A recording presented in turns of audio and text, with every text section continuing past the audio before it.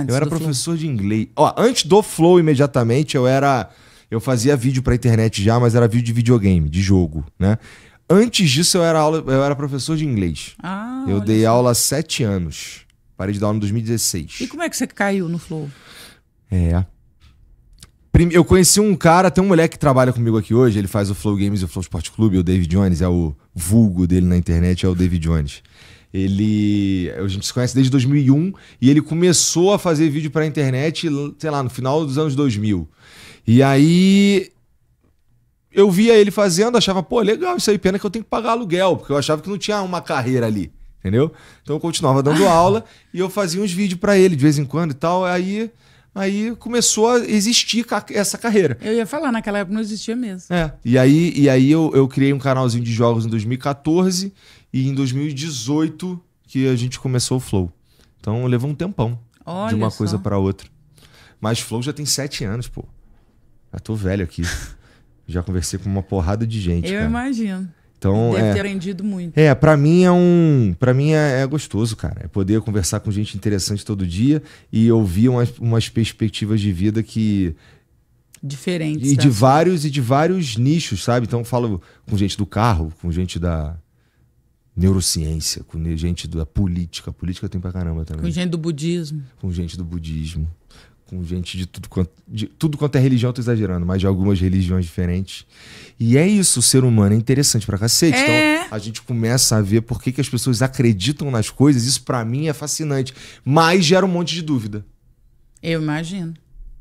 Deve te abrir um triplex na cabeça, né? Porque Então, você deve ouvir possibilidades que... Exatamente. Toda vez que eu converso com alguém que me abre uma possibilidade nova, um jeito diferente de enxergar, é como se um outro universo inteiro tivesse sido apresentado. É como se um novo conjunto de regras do jogo vida tivesse sido desbloqueado, sabe? E aí coisas que tu E imagina... é engraçada essa metáfora que você usou. Por quê? É como se um novo conjunto de regras do jogo vida tivesse desbloqueado. E é isso mesmo. Pra mim é meio isso. É. Então, conversar sobre espiritualidade com pessoas, por exemplo, eu fico, cara, quer dizer que existe, que isso funciona? E pra mim, independente de acreditar ou não, mas é fascinante como as pessoas se conectam pra cacete com algumas coisas, sabe? E, pô, a verdade é que se o mundo espiritual for ver, assim, se a gente conseguir interagir com o mundo espiritual, se ele existir, pô, ia ser muito legal. Tem todo um conjunto de regras diferente das regras que a gente está acostumado a viver que está disponível. Então eu gostaria muito que existisse tudo isso, né? E que pode mudar tudo, né? E que pode mudar tudo a qualquer momento. E a gente nem sabe se a gente toda entende, perspectiva. né? Porque uma das coisas mais legais da vida é a noção de que tem tanta coisa para entender, para ver, para experimentar, que é só muito interessante mesmo. Mas é só gente igual a gente que pensa isso. O senso comum não pensa Mas isso, como não. é que acontece esse... As pessoas só vivem, só existem. Mas como é que a gente faz, então, para dar um empurrãozinho nesse sentido? Para as pessoas começarem a olhar para as coisas e não serem somente guiadas pelo seu herói. O herói de escolha, qualquer que seja religioso, político, esportivo, qualquer herói desse aí. Como é que a gente fala assim, cara, ó, tem vida, hein? Separada aqui do teu herói, assim. Você pode, inclusive, ser o protagonista, já pensou? Deixa Como sair é que a da gente plateia faz isso? disso. Eu falo que tem um versículo na Bíblia que eu gosto muito, independente da Bíblia ser um livro religioso ou não. Que o versículo diz assim: o meu povo padece por falta de conhecimento. Eu acredito muito nisso. Conhecimento liberta. Você é livre por tudo aquilo que você conhece. Você é prisioneiro de tudo aquilo que você não conhece. Se você sentar com um neurocirurgião, ele vai começar a falar coisas do seu cérebro, da sua cabeça, você vai ficar... Você não entende de neurocirurgia.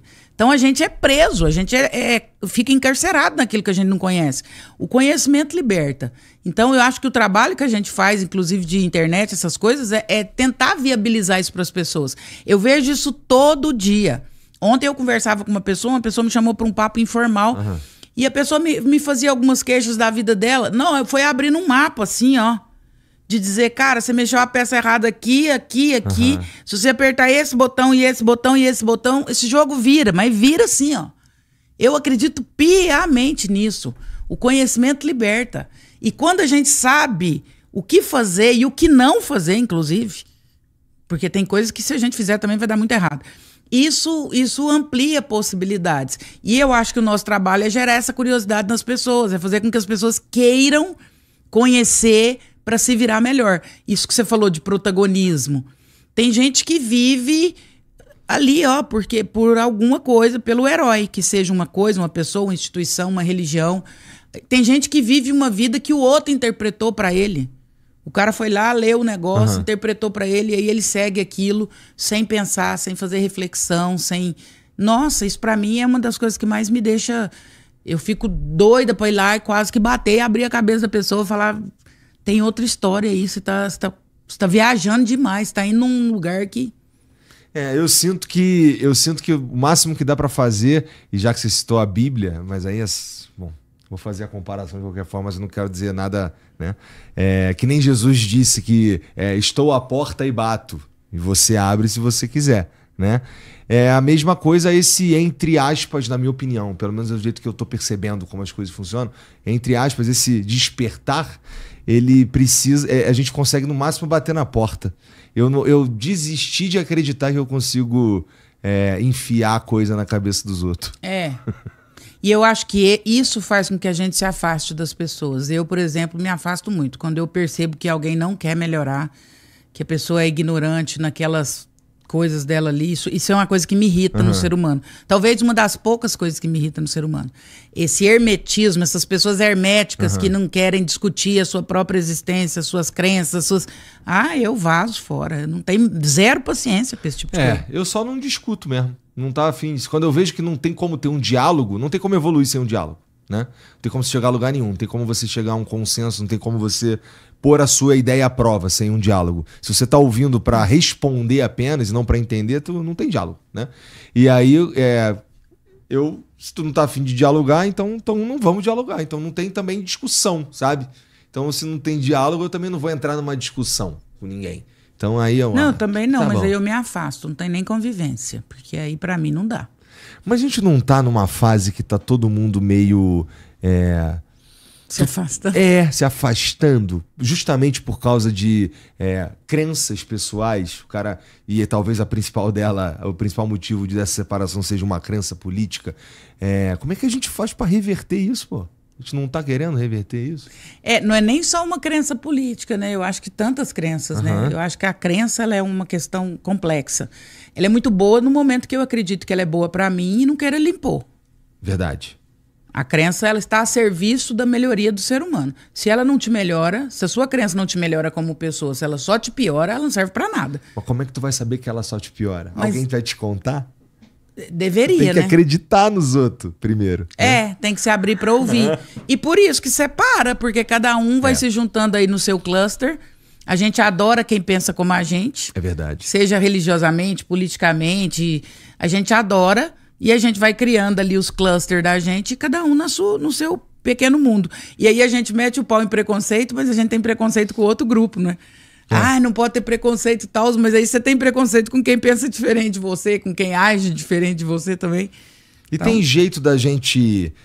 o que dá pra... Vamos lá, no meu círculo pessoal, o que será que dá pra gente fazer pra tentar emprenhar essas pessoas com a ideia do pensamento crítico? Porque...